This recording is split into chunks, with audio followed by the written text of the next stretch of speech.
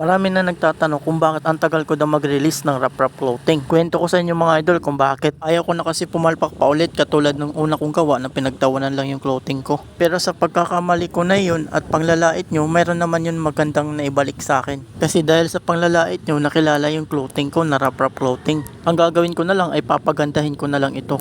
Kaya naman ako ay nag-research at kumuha ng idea sa mga sikat na clothing brand. Kung ano ba ang kanilang proseso sa paggawa ng clothing line. Kasi sabi ko sa sarili ko, yung malalaking clothing brand, hindi naman yan nagumpisa sila sa malaki agad. Siyempre nagumpisa muna yan sila sa maliit. Kaya doon ako kumuha ng idea kung paano nila sinimulan yung clothing line nila at hanggang sa napalago nila. Kumuha din ako ng idea sa mga comment nyo. Pinaghalo ko yung negative comment at positive comment. Sa ganong paraan ay nakakuha ako ng idea, kaya maraming salamat sa comment nyo at sa mga opinion nyo. At isa na dun yung nakuha kong idea, kung gagawa ka ng clothing line, dapat mayroon kang sariling graphic designer para maibigay niya yung gusto mong design. Kaya naman humingi ako ng tulong sa mga followers ko kung sinong pwedeng gumawa ng design ko. For free. Tsaka ko na sila babayaran pag lumago na yung clothing ko. Marami naman gustong tumulong sa akin. Maraming nag-send sa akin ng sample ng design. Kaso nga lang, hindi ako satisfied sa gawa nila.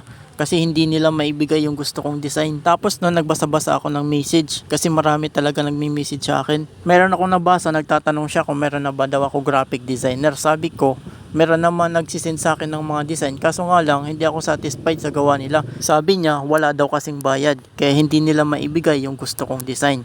Tapos sabi niya, try mo magbayad, sigurado maibibigay nila yung gusto mong design. Kaya naman dun sa sinabi niya, bigla akong natauhan. What if magbayad nga ako ng graphic designer para maibigay niya yung gusto kong design?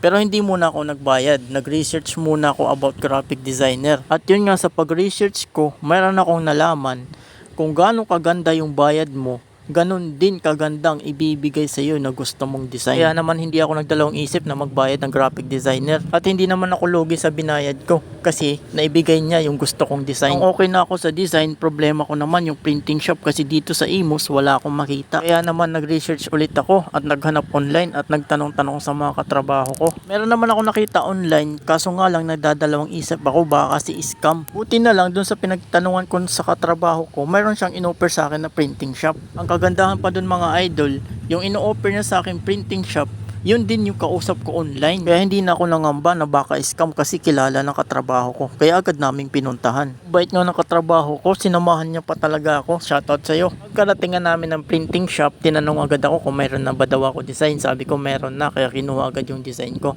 At nung naging okay na yung lahat, nag-down na rin ako. Kaso nga lang, medyo matatagalan daw yung paggawa. Aabutin daw ng 3 weeks kasi nga merong maraming naka-line up. Wala naman akong choice kaya pumayag na lang ako. Yun po ang dahilan kung bakit hanggang ngayon hindi pa ako nakakapag-release ng Rap Rap Clothing. Recap lang po natin ha. Una, nag-research muna ako. Pangalawa, naghanap ako ng graphic designer. Pangatlo, naghanap ako ng printing shop. Pero wag po kayong mag-alala.